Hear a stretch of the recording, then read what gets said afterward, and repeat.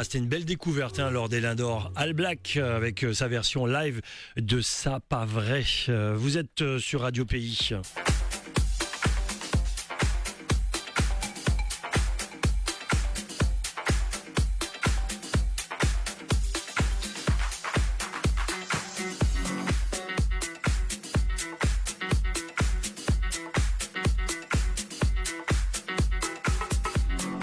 Vous êtes sur Radio Pays dans le Grand Forum. Nous sommes ensemble avec vous, chers auditeurs, sur le Facebook Live également. On vous salue, ceux qui nous écoutent sur le digital aussi, et ceux qui nous écoutent et qui veulent participer aussi à notre discussion, n'hésitez pas.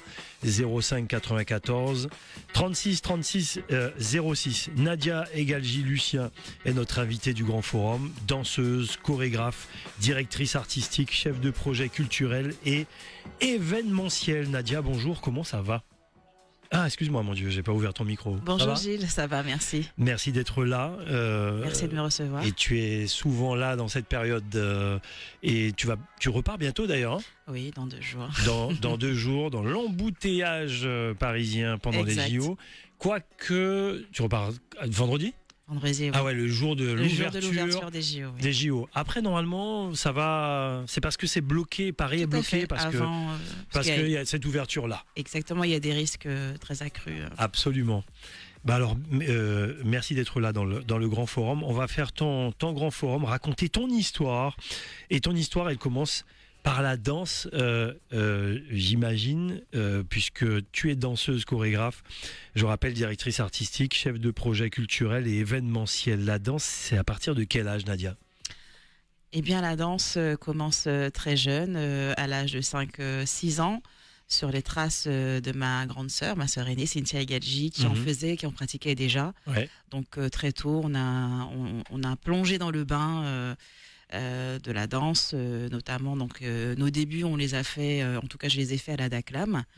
Puis, de fil en aiguille, j'ai rencontré aussi le hip-hop entre-temps, à l'adolescence. D'accord. La danse hip-hop qui m'a vraiment touchée de par son histoire, les codes, qui étaient beaucoup plus libres que les danses académiques. Et donc, très rapidement et très jeune, j'ai monté mon groupe, j'ai sillonné les communes pour danser. Tu vas trop vite. Voilà. Tu vas trop vite. C'était un peu... Ne va pas trop vite. C'était un peu ça le cheminement. Ouais, j'imagine. Voilà. Alors souvent on parle de la DACLAM et moi je me pose la question maintenant là.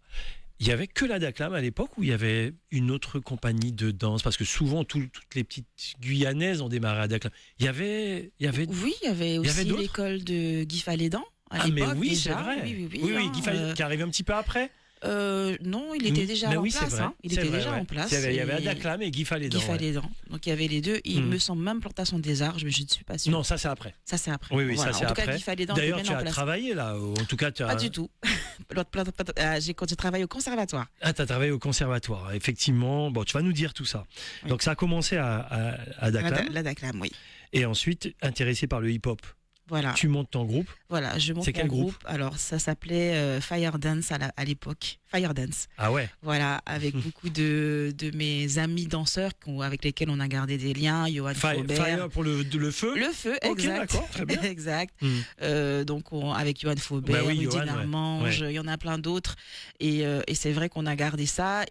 Et après, c'est vrai que dans cette effervescence, Madame Vérin m'a sollicité pour commencer à dispenser des cours. Ok. Et c'est comme ça que j'ai trempé un peu dans la transmission, et ça m'a beaucoup plu, et j'ai poursuivi dans ce sens en donnant des cours et en dansant moi-même un peu partout pour des artistes, etc. Oui, quand on dit Nadia Egalji, aujourd'hui Lucien, quand on dit Nadia Egalji, c'est danse. Tout est collé tout autour est de la danse. connecté à la danse, parce que c'est la danse qui m'a vraiment révélé qui j'étais, qui m'a ouvert les portes du monde, si je puis dire, puisque j'ai pu voyager avec la danse. Alors j'ai justement, pu faire plein de choses.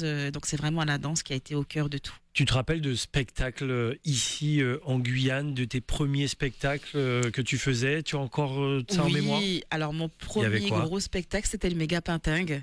Ouais. Et j'étais là alors. J'ai dansé. Alors il y avait ça, donc c'était toujours avec Warren, puisque j'ai beaucoup dansé avec Warren au départ, avec les danseurs. Donc c'était le Méga Pentag, ma plus grosse scène c'était celle-ci. Et puis aussi celle du Zéphyr pour son premier concert en 2005, si je ne m'abuse. Alors c'est intéressant, là on parle de génération où il y a des chanteurs qui avaient un style de musique qui permettait, et là donc il y avait Warren, il y avait aussi Alexandra Juniel, je crois. Alexandra Juniel, oui. Il y avait aussi, comment il s'appelle ce groupe d'ailleurs, avec notre ami Sidi B. Toute une équipe. Tout à fait, je vois. Effectivement, où ça dansait derrière. Marie-Lou Coupen, tout ça. Oui, tout à fait. Toi, c'était derrière Warren. Warren. Bien sûr, il y en a eu d'autres. Il y a eu Tinali, Ali Angel, Marvin. Bien sûr. Il y en a eu d'autres, mais c'est vrai que beaucoup avec Warren. Le premier concert de Warren, c'était avec lui. J'ai dansé avec lui. T'as dansé avec lui. Au Zéphyr, le premier où il est descendu. Mais je me rappelle très bien. Du Zéphyr, du ciel. Alors, c'est bien que tu en parles parce que les gens ne se souviennent pas. Moi, je me rappelle, j'avais fait je l'avais interviewé de l'hôtel jusqu'au Zéphyr.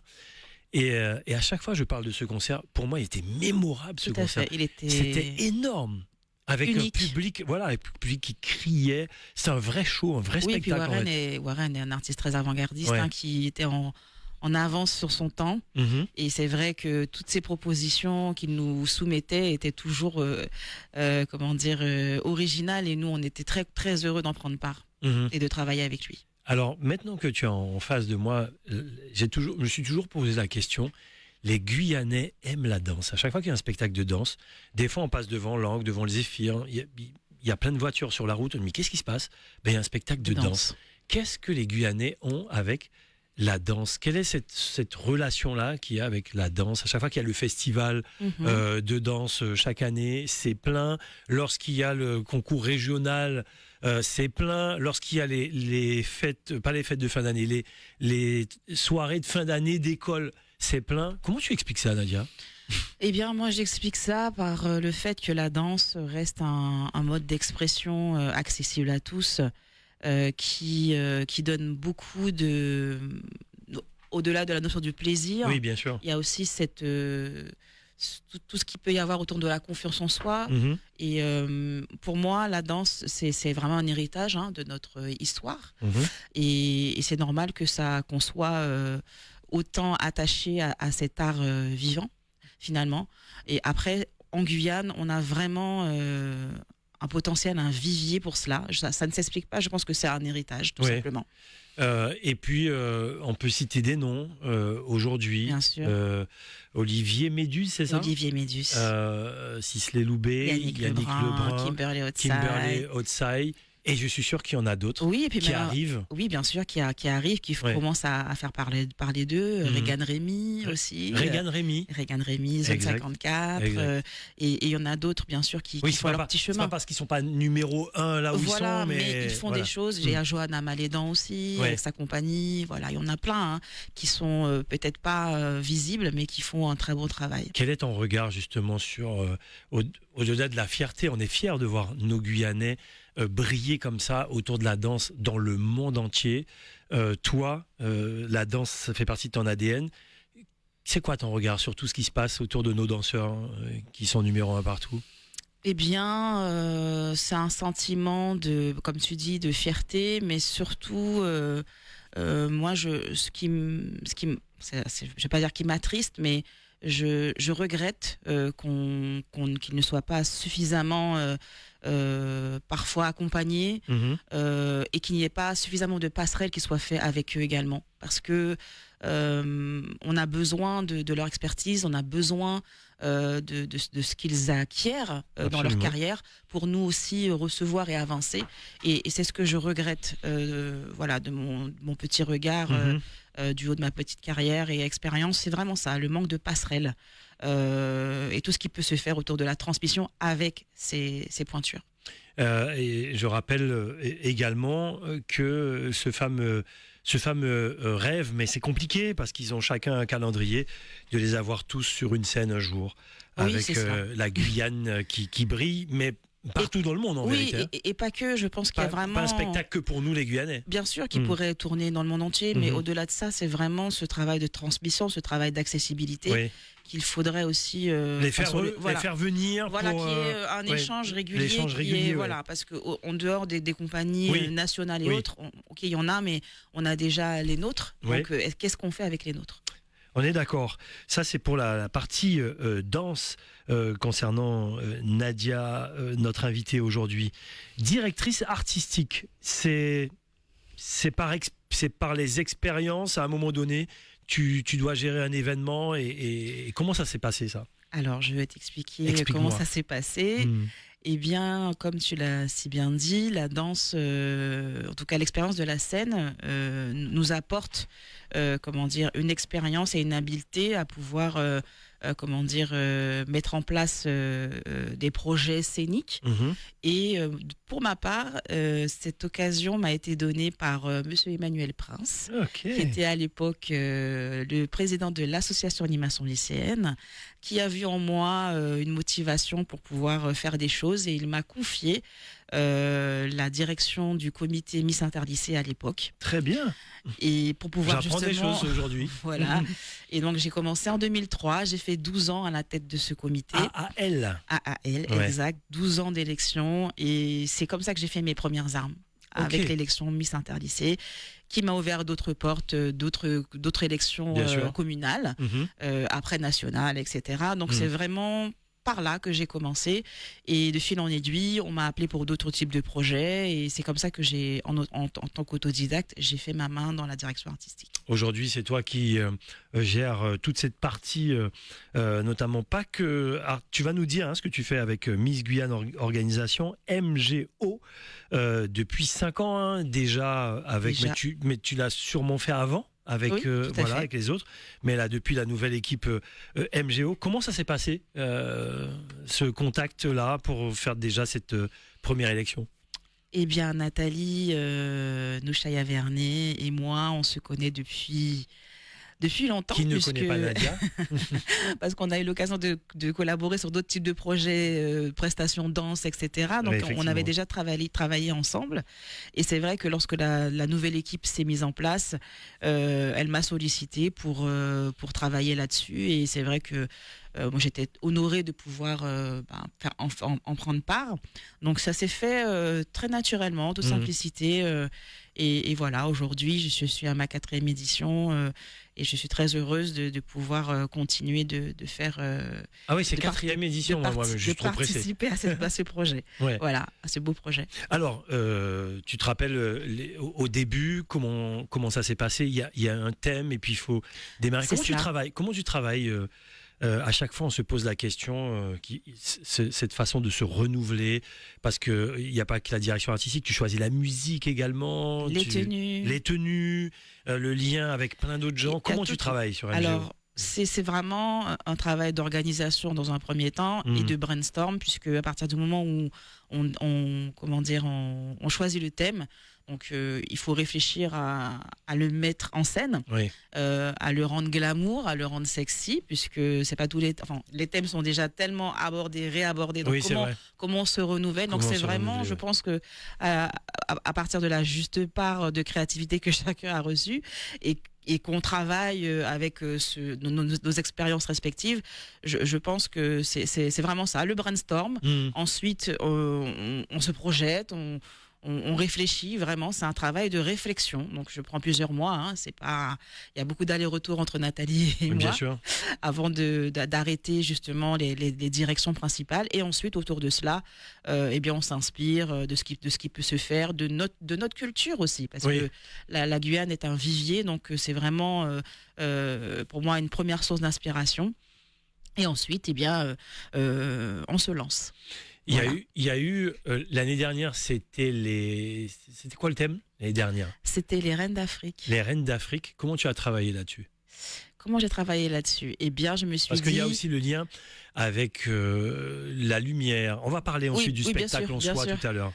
Comment j'ai travaillé là-dessus? Alors, je me suis dit déjà... Alors, c'est un thème que j'avais déjà fait avec Miss Interlycée, déjà. Donc, j'étais quand même... pas jugée partie, mais je me suis dit, il faut vraiment que je fasse quelque chose de différent. Et l'Afrique est tellement riche qu'il y avait Des moyen fois, c'est tellement riche qu'on peut s'y perdre. Hein. On peut s'y perdre, c'est vrai. Donc je me suis dit, qu'est-ce qu'on n'a pas encore vu, tout simplement. Et c'est sur ça que je suis partie. Et voilà, du coup, je me suis aussi inspirée des tendances. Il y avait le film Woman King qui était sorti également. Donc, on était vraiment dans la tendance. Voilà, qu'est-ce qu'on peut faire autour de ce qui existe et la modernité. C'est un peu ce lien-là et trouver l'équilibre pour que ça matche. Il y avait Woman King et puis il y avait aussi le film Black Panthers, 2 qui étaient sortis. Oui, voilà. Il me semble. En Donc tout cas, on était dans une tendance il y avait un contexte mondiale. Tout à fait, surtout que l'Afrique, c'est un thème qui parle à tous. Et la musique aussi derrière. Oui, alors la musique, c'est vraiment de la recherche. C'est vraiment des heures et des heures de recherche pour sortir la musique qui me fait vibrer moi d'abord, puisqu'il faut vraiment que ça m'inspire. Et ensuite, voilà, se projeter, même quitte à faire des choix qui ne parle pas à tous, mais en tout cas des musiques qui vont susciter une émotion, parce que c'est ce qu'on recherche dans le spectacle, c'est susciter une émotion vis-à-vis du public. Et cette année, c'était les Reines de la Galaxie, et les gens t'avaient dit déjà l'année dernière, quand tu fais ça, les Reines d'Afrique, c'est ça Oui, les Reines d'Afrique. Comment tu peux te renouveler? On l'a vu, c'était lors de cette dernière élection de Miss Guyane. Et les Reines de la Galaxie, donc là, pareil, il faut penser musique, il faut penser tenue, spectacle. Il faut penser glamour. Il faut penser glamour. Effectivement, il faut réfléchir. C'est de la réflexion. L'œil artistique, parce qu'on parle de directrice artistique, c'est-à-dire que là, tu partages aussi avec l'équipe MGO les tenues, tout ça, dis-nous. C'est cela. Je brainstorm, je soumets des moodboards, des directions de texture, de matière, pour rendre justement, pour avoir ce cachet scénique finalement. Donc c'était un véritable travail en amont qui se fait pour pouvoir. Alors parfois c'est difficile de se projeter, hein, faut pas se le cacher, jusqu'à ce qu'on ait le prototype pour se dire bon voilà, on part là-dessus, plutôt là-dessus. Donc, mais l'idée c'est vraiment de ne pas perdre de vue le rendu, parce que effectivement si on commence à penser pour soi, on fait rien. Donc il faut vraiment penser à ce rendu scénique qui va justement donner un message fort par rapport à la thématique choisie. Alors, on va parler des répétitions pour voir ce beau spectacle ensuite. Lorsqu'on choisit de faire les déesses de la galaxie, musicalement, on pense à l'espace, c'est des heures et des heures d'écoute. Des heures et des heures d'écoute. Ouais. Pour rester dans ce qui a marché au niveau de la tendance musicale. Donc, c'était plutôt un univers pop, pop électro, pour un peu justement matcher avec cet univers-là. Mais c'est vraiment de la recherche. Ça part de cela. Et si on n'a pas d'expérience et dans le milieu artistique, eh bien, c'est compliqué d'éprouver un peu ces pistes-là. Donc, il faut vraiment avoir une certaine culture de ce qui se fait en termes dans les arts vivants. Il faut vraiment, ça s'improvise pas. Nadia, je vais être honnête avec toi. J'ai toujours été impressionné de voir. En l'espace de... Toi, tu viens 1 mois et demi avant le spectacle ou 2 mois, je sais plus. 3 semaines. 3 semaines. Avant. De voir des filles apprendre 4 tableaux. 4 tableaux. Dans un show, les gens n'imaginent même pas. 4 tableaux. Un tableau, ça fait 10 minutes, 12 minutes, je sais plus combien. 10 minutes. 10 minutes. Et de voir la richesse des tableaux. Là, il y a une gestion humaine, là. Parce qu'il y a des filles, elles n'ont jamais fait ça. Enfin, la plupart n'ont jamais fait ça. La plupart. Et elles arrivent comme ça dans un monde où elles ne savent ni danser, ni marcher, ni... Oui. Explique-nous. Eh bien, j'y arrive parce que j'ai cette compétence d'enseignante. Il y a le contact humain déjà. Aussi, parce que j'ai fait la pédagogie. C'est comme ça fait partie de mon ADN de danseuse. J'ai été professeure de danse, donc je sais comment amener un non-danseur à devenir danseur.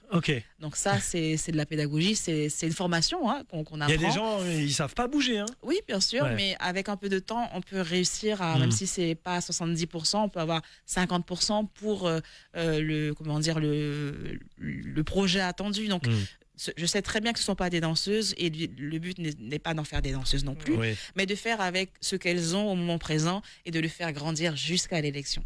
C'est vraiment ça l'idée, et il n'y a pas de secret, c'est la répétition. Ouais, c'est la répétition. Parce que le corps a une mémoire, puis on le fait refaire, et ça rentre, parce que les filles me disaient aussi, mais Nadia, 4 tableaux, comment on va faire? Je vais jamais réussir. Elle aussi était en panique. Elle disait, mais comment on va faire? Retenir déjà un tableau. Et à chaque fois, je leur disais, mais il y a encore 2 autres. Elle disait, ah oui, il y a encore 2 autres, etc. Donc, elle ne voyait pas le bout finalement. Mais quand on a construit ensemble les 4 tableaux, elles ont vu que franchement que c'était bien amené et voilà, elles sont rentrées dedans, elles ont embrassé le projet et ça a donné ce que ça a donné. Voir des filles qui n'ont jamais dansé de leur vie, qui n'ont jamais fait de chorégraphie, de spectacle de leur vie et de voir le résultat final toi-même. Il y a des discussions après, j'imagine que tu es fier de certaines qui n'avaient pas la fibre. Celles qui avaient la fibre, bon, ça va, il y en a qui s'éclatent sur scène, hein, ça se voit. Tout à fait. Et d'autres qui, j'imagine, une certaine fierté aussi de voir des filles qui ne savaient même pas danser. Tout à fait, parce que c'est vraiment la seule récompense qu'on a, c'est de voir des personnes épanouies qui sont au summum de leur potentialité. Ouais. Et ça, c'est vraiment très gratifiant et j'ai envie de dire que c'est le must pour moi, c'est vrai. Aujourd'hui, on peut le dire, ça y est, l'élection est finie, c'est Jade qui est Miss Guyane. Il y a des filles que tu as vues évoluer pendant ces 2 semaines et demie là. Oui, j'en ai vu. Ouais. J'en ai vu au moins 3 qui sont partis de loin et qui ont vraiment fait un travail super jusqu'à l'élection. Et moi, je pense que tout est possible à partir du moment où on donne à la personne l'opportunité de prendre conscience de son potentiel. Ça vient. La Miss Guyane nous disait là justement, ça commençait le matin, ça finissait le soir. 9h à 22h. Tous les jours. Là, il y a une gestion humaine. Là. Oui. Un équilibre. Un équilibre à trouver entre la fatigue. Le prof qui doit mettre toute sa pédagogie. C'est exactement ça, parce qu'à un moment donné, les filles ne peuvent plus... elles ne peuvent plus, comment dire, intégrer. On fait des essais avec des talons aussi. Aussi, mais il y a aussi ce moment de saturation où ça rentre plus. Et ça, tu sais que ça existe. Voilà, ça existe. Il y a un moment de down comme ça où elles ont trop d'informations, où c'est vraiment compliqué. Et c'est là qu'on fait un peu plus de management. Voilà, on est plus dans l'humain et qu'on leur laisse le temps. Voilà. Le jour J, le jour d'une élection, tu es derrière, tu es à côté de la lumière, tu es à côté du DJ, tu es à côté du réalisateur, tu es à la manœuvre. C'est cela. Alors, du coup, là, ça devient un autre métier. Tu fais quoi exactement, là, pour les auditeurs qui nous regardent? Alors, je fais la coordination de l'équipe technique en live pour la réalisation du show.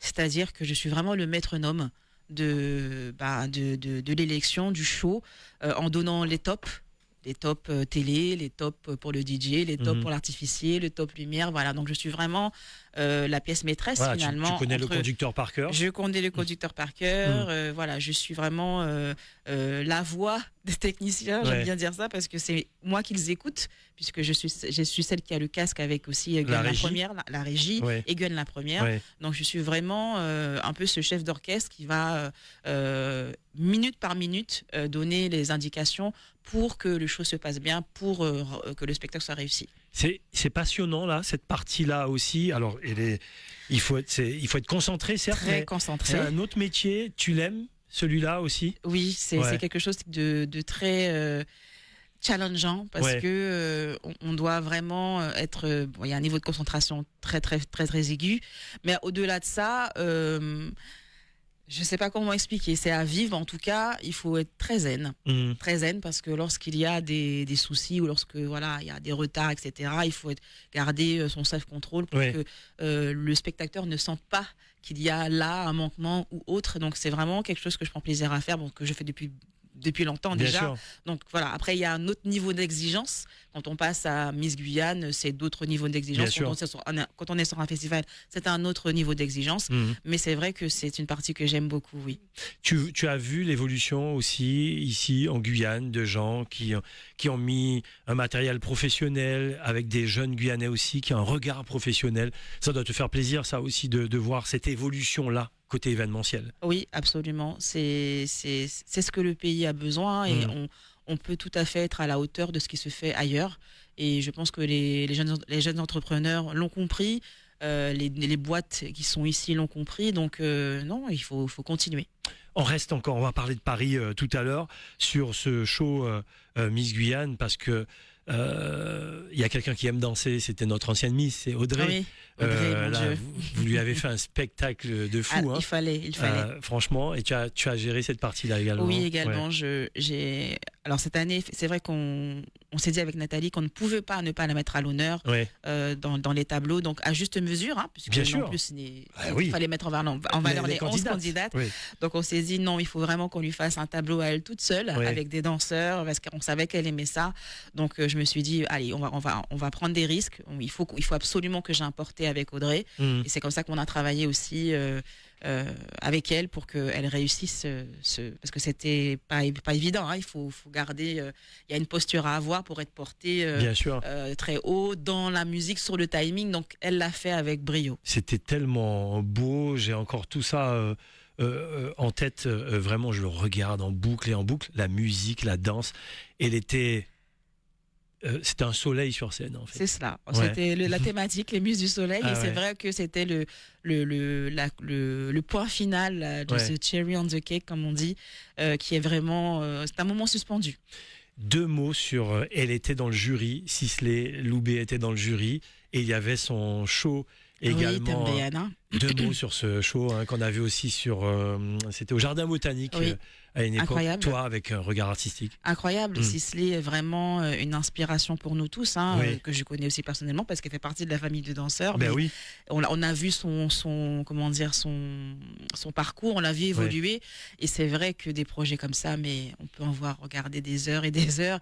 Et vraiment, je suis très, très heureuse qu'elle ait pu aussi faire partie de cette programmation cette année avec Miss Guyane Organisation, parce qu'il fallait montrer ce travail au plus grand nombre, et j'espère que Tembeyana sera encore reproduit ici et dans toutes les communes de Guyane. Ce qu'on aime également à travers un événement comme celui-là, c'est mettre en avant des danseurs, parce qu'il y a des danseurs qui reviennent, des danseurs de talent ici en Guyane. On va y revenir parce qu'à chaque fois tu leur proposes un show. Le spectacle, rappelle-moi le titre du nom du show de Sisley. Tembeyana. Voilà. Tembeyana. Et puis, ça met aussi en avant des créateurs. On a vu James Paris, et pas que lui d'ailleurs. Oui. Et notamment Jérémy Joannès et tous nos créateurs, qui soient en Guyane ou en dehors de la Guyane. Et tu as fait le lien, justement, avec une équipe parisienne d'MGO, dont Jérémy Joannès, qui lui a dessiné la couronne de cette année. Jérémy Joannès, 2 mots sur lui? Jérémy Joannès, c'était mon élève.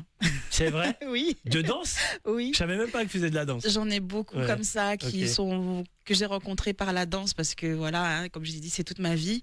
J'ai vraiment fait plus de 20 ans dans l'enseignement, donc j'en ai vu passer des jeunes qui m'ont pas oublié. Et Jérémy fait partie de cette génération qui a grandi avec moi, puisque je n'ai jamais coupé le cordon.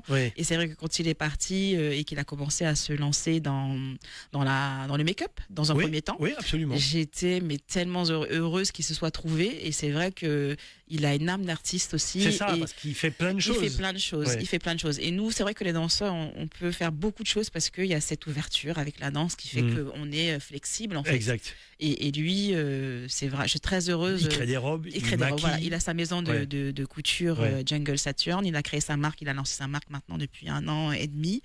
Et c'est quand je savais qu'il était sur place, j'ai proposé à Nathalie dans un premier temps de travailler avec lui sur les shootings officiels des Miss qui venaient. Et puis de fil en aiguille, et bien ça a matché, et on a continué avec lui, et je pense que de très belles choses sont à venir avec lui aussi. Et c'est lui qui crée la couronne effectivement, il a créé la couronne cette année, parce qu'il le faisait déjà. Et Jérémy, dans son parcours aussi en Hexagone, il a aussi été directeur d'élection nationale pour concours de beauté homme, dont Mister Universal France. Donc il a vraiment cette expérience aussi, et il a développé son propre projet autour de ça, et la création de couronne en faisait partie. Et vous, Guyanais, parce qu'en fait il y a une délégation de plusieurs comités qui sont venus en Guyane. Les gens vous regardent, ils veulent travailler avec vous, que ce soit Jérémy pour sa partie, que ce soit toi également pour la partie artistique. Le talent guyanais, quand on le voit, les gens ont envie de travailler avec des gens qui ont du talent? Eh bien, force est de constater que c'est le cas. Après, nous, on est très contents de voir que notre travail est souligné et remarqué, puisque on dit toujours que la Guyane est des Edo-Bandjiers, mais en fait non, pas du tout. On a vraiment tout ce qu'il faut pour être au même niveau que les plus grands, pour ma part. Et je pense que il faut continuer de voir en grand et d'avoir cette espérance de faire des choses excellentes pour le pays. Tu vis à Paris maintenant? C'est cela, depuis 3 ans. Voilà, tu fais le va-et-vient. Dès qu'on a besoin de toi, tu viens. C'est cela. Donc voilà, mais là-bas, tu es active également et tu es vice-présidente de la FIAG. C'est la FIAG qu'on dit? C'est la FIAG, c'est ça. Redis-nous, FIAG. Alors la FIAG, c'est la première fédération internationale des associations et acteurs guyanais. Donc c'est un projet qui a été impulsé il y a 2 ans en arrière par le président Gabriel Servine, avec le vice-président délégué à la culture Emmanuel Prince. Le constat était sans appel, était très simple. Il a juste demandé aux Guyanais de l'Hexagone de s'organiser. Et en fait, je faisais partie des personnes qui avaient été contactées pour travailler sur le comité de pilotage pour ce projet de structuration. En fait, c'est une fédération, c'est un projet, c'est une association d'ailleurs, en 1901, qui a pour objectif de rassembler, de fédérer et faire rayonner toutes les ressources de la diaspora guyanaise en Hexagone, dans les différents domaines. Voilà, et on est en installation. Elle a été créée en janvier 2024. On est en installation et l'idée, c'est vraiment de pouvoir créer des projets d'envergure pour valoriser la diaspora guyanaise, à l'instar de nos collègues antillais. Une collectivité qui veut avoir un lien direct avec la Guyane, au moins ils savent maintenant directement. Exactement, donc c'est vraiment... Donc voilà, on est dans cette dynamique-là, puisque on sait très bien que les Antillais sont organisés depuis longtemps. Ah oui. Et donc il était pour temps avoir vécu à Paris, ça je le sais. Voilà, et il était temps de s'organiser, de pouvoir aussi nous-mêmes aussi créer nos opportunités. Bien sûr, on est d'accord là-dessus.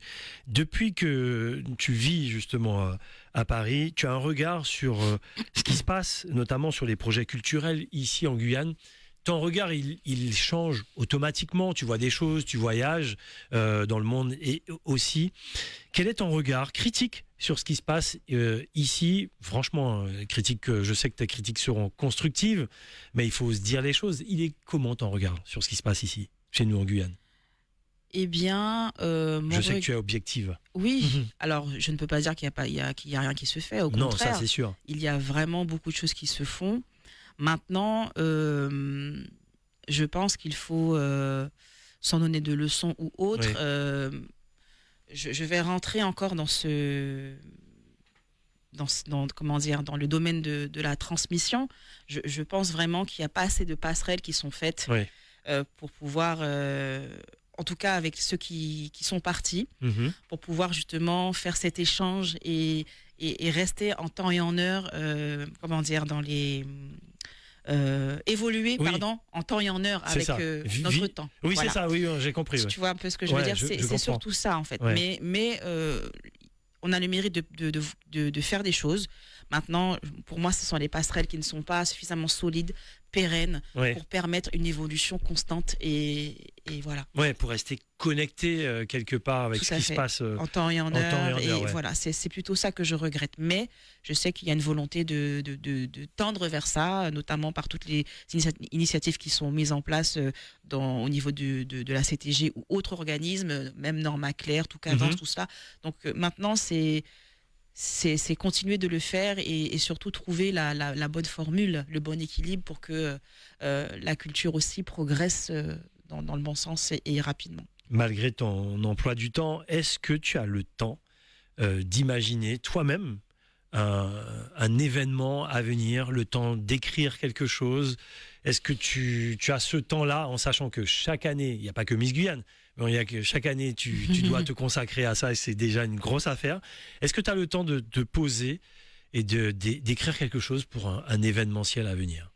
Bien sûr, des projets, j'en ai dans mon petit cahier, mais après, ce sont les opportunités, c'est le temps et je me laisse aussi grandir personnellement, continuer d'acquérir de la compétence, parce que j'ai envie d'aller un peu plus loin dans la formation encore pour maîtriser plus de choses dans le spectacle vivant, même si j'ai déjà une première partie. Je veux pousser moi-même pour que lorsque je serai prête à proposer, bien que les choses se fassent bien et surtout de concert avec les acteurs d'ici.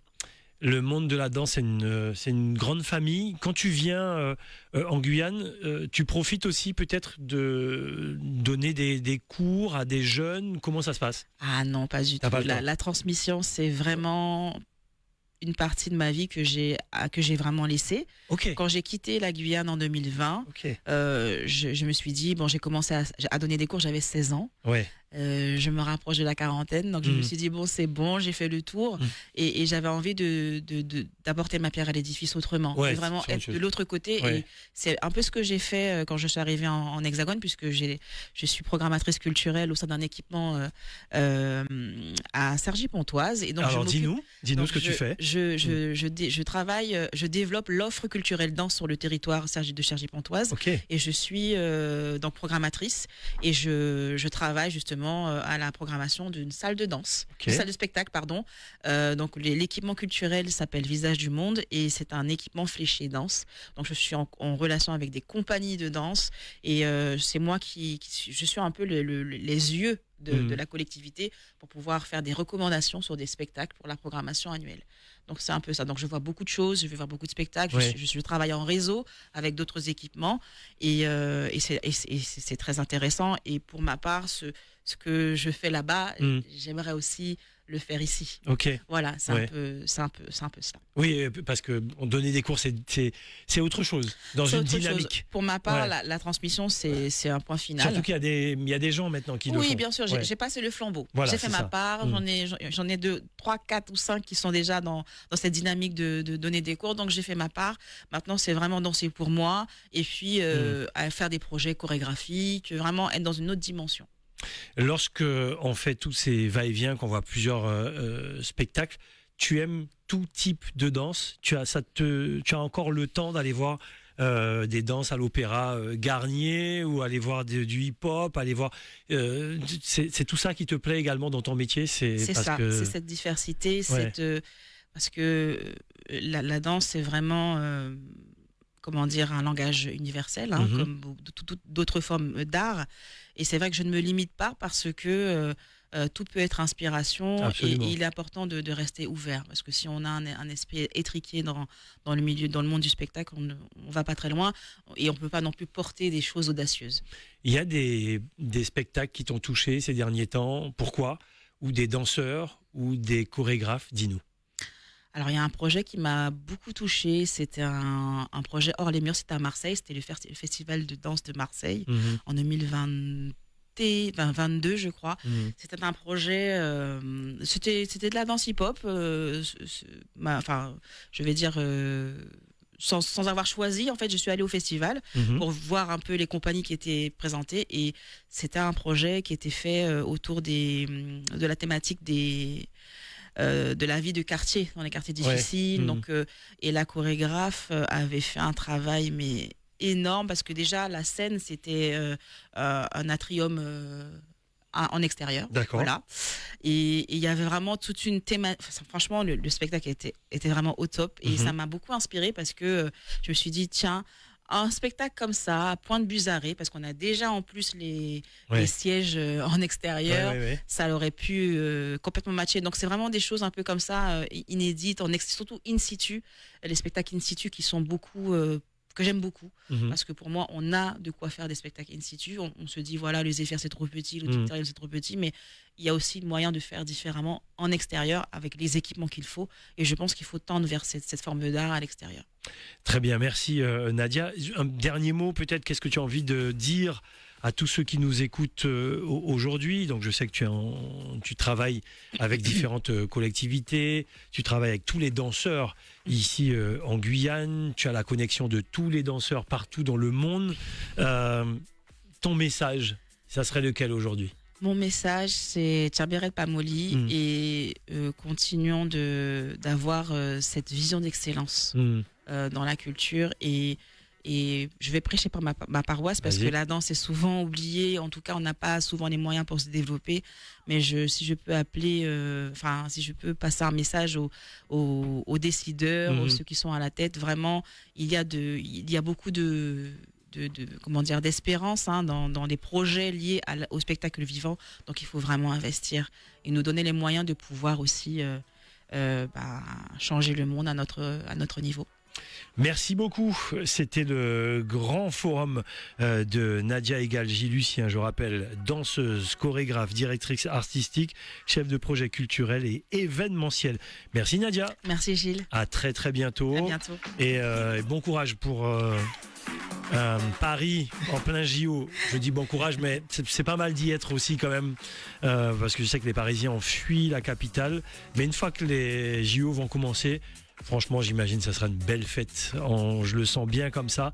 Et en ce moment, puisqu'on parle de JO, moi, je vous recommande vraiment le documentaire qu'ils ont fait sur Marie-Jo Zepérec, ça s'appelle Marie-Jo. Et puis sur une petite série, mini-série de 5 épisodes, ça s'appelle Sprint. Pourquoi ?